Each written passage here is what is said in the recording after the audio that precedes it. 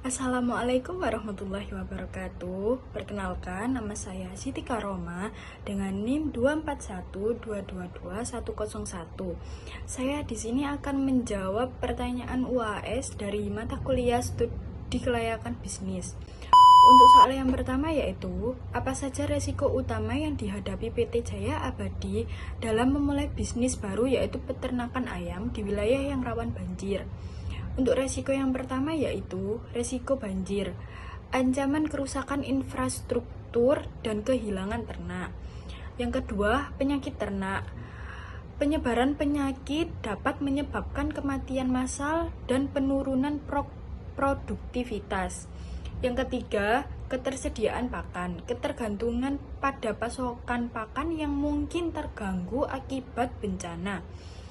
Yang keempat, regulasi dan kebijakan. Perubahan dalam regulasi terkait peternak dapat mempengaruhi operasional. Lalu untuk strategi mitigasinya yaitu yang pertama desain infrastruktur, yaitu mendesain kandang ayam untuk tahan terhadap banjir dengan sistem drainase yang baik. Sistem drainase yaitu serangkaian struktur saluran atau fasilitas yang dirancang untuk mengelola, mengalirkan, dan mengendalikan udara, baik itu air hujan, air limbah, maupun air tanah. Lalu untuk soal kedua, yaitu sebuah perusahaan mempertimbangkan investasi dalam proyek teknologi dengan biaya awal 501 juta. Proyeksi arus kas bersih tahunan adalah 151 juta selama 5 tahun. Tingkat diskonto yang digunakan adalah 12%. Lalu hitung nilai sekarang bersih NPV atau Net Present Value. Yang kedua, jika IRR proyek adalah 14%, apakah proyek ini layak dijalankan dan apa alasannya? Untuk jawabannya yaitu untuk menghitung nilai NPV-nya yaitu NPV sigma N waktu sama dengan 1 dikurangi CT per 1 ditambah R akar T dikurangi C angka 0. Untuk keterangannya yaitu Siti arus kas tahunan sama dengan 151 juta, R tingkat diskonto 12% atau 0,12, T yaitu tahun yaitu 5 tahun, C angka 0 yaitu biaya awal investasi 501 juta. Untuk cara menghitungnya yaitu 151 per 1 ditambah 0,12 pangkat 1 ditambah 151 per 1 ditambah 0,12 pangkat 2 dan begitu sampai pangkat 5, lalu dikurangi 501 dan hasilnya 20 miliar 22,3 juta dikurangi 501 juta yang hasilnya 1 miliar 521,3 juta.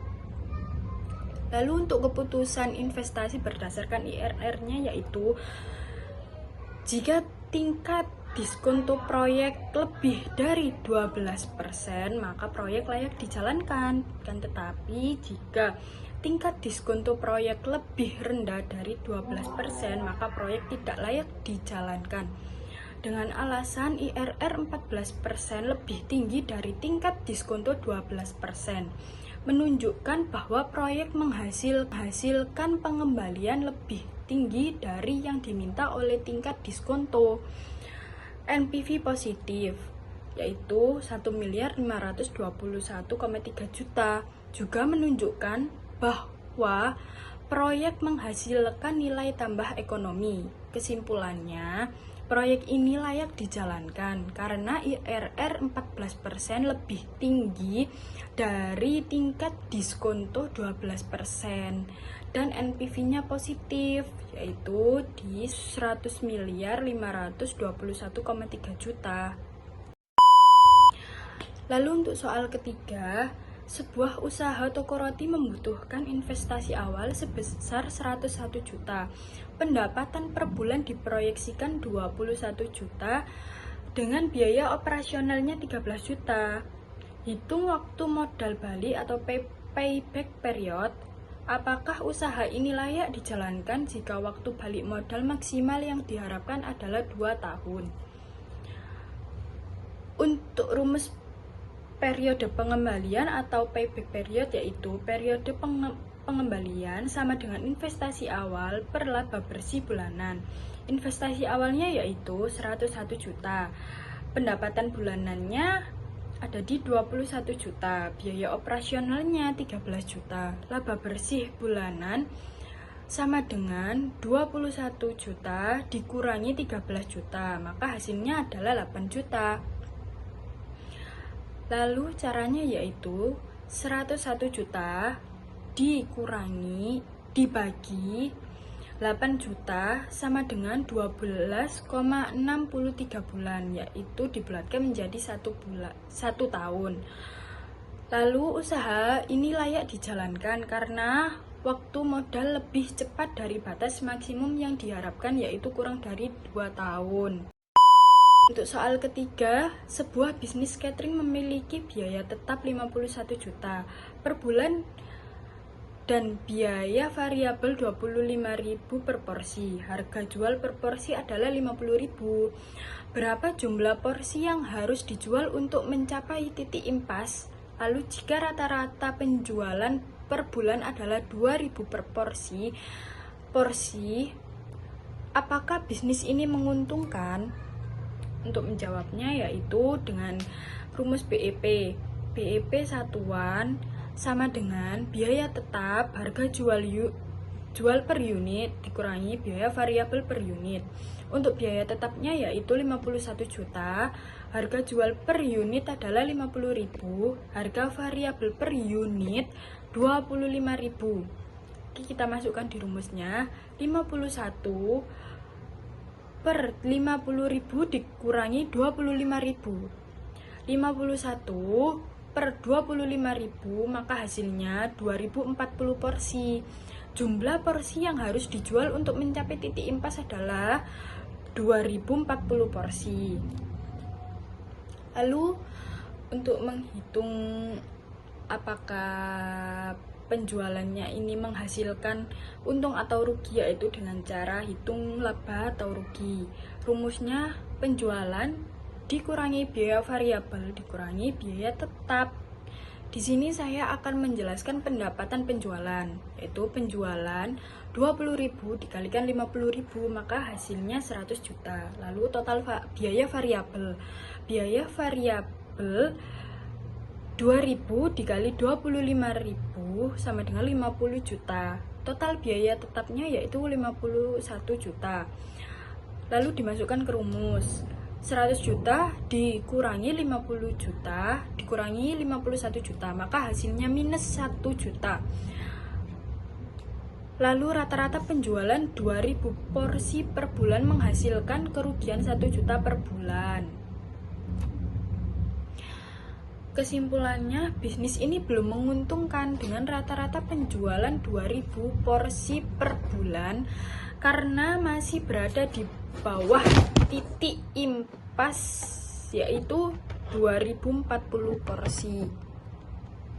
Agar menguntungkan, bisnis perlu meningkatkan volume penjualan atau menurunkan biaya tetap atau variabel. Untuk soal kelima, sebuah perusahaan minuman herbal ingin membangun pabrik di luar kota. Mereka memiliki dua pilihan lokasi. Yang pertama, lokasi A dekat dengan pemasok bahan baku tetapi jauh dari pasar utama. Yang kedua, lokasi B jauh dari pemasok bahan baku tetapi dekat dengan pasar utama. Faktor apa saja yang perlu dipertimbangkan dalam memilih lokasi ini? Berikan rekomendasi berdasarkan kelebihan dan kekurangan masing-masing lokasi. Untuk pilihan lokasinya yaitu lokasi A dekat dengan pemasok bahan baku. Kelebihannya, biaya transportasi bahan baku lebih rendah, ketersediaan bahan baku. Kekurangan, biaya distribusi ke pasar utama lebih tinggi, Waktu pengiriman ke pelanggan lebih lama. Untuk lokasi B dekat dengan pasar utama. Kelebihannya yaitu biaya distribusi ke pasar utama lebih rendah. Respon cepat terhadap kebutuhan pasar. Kekurangannya, biaya transportasi bahan baku lebih tinggi, potensi kekurangan bahan pasokan. Lalu untuk rekomendasinya, jika biaya transportasi bahan baku lebih rendah dari distribusi produk, pilih lokasi A jika bahan baku yang diolah memiliki margin keuntungan tinggi dan memerlukan pasokan yang stabil. Jika pasar sensitif terhadap kecepatan pengiriman, pilih lokasi B untuk meningkatkan daya saing dan memberikan layanan yang lebih baik kepada pelanggan. Gunakan pendekatan kombinasi. Bangun pusat distribusi dekat pasar utama untuk mengurangi waktu pengiriman jika memilih lokasi A. Buat kontrak jangka panjang dengan pemasok dan memastikan pasokan bahan baku yang lancar jika memilih lokasi B. Lalu lakukan simulasi biaya total. Analisis dan hitung biaya transportasi operasional dan risiko untuk kedua lokasi sebelum mengambil keputusan. Pilihan dengan biaya total lebih rendah dan dampak risiko yang dapat dikelola harus diprioritaskan. Sekian presentasi dari saya. Jika ada salah kata, saya mohon maaf. Saya akhiri. Wassalamualaikum warahmatullahi wabarakatuh.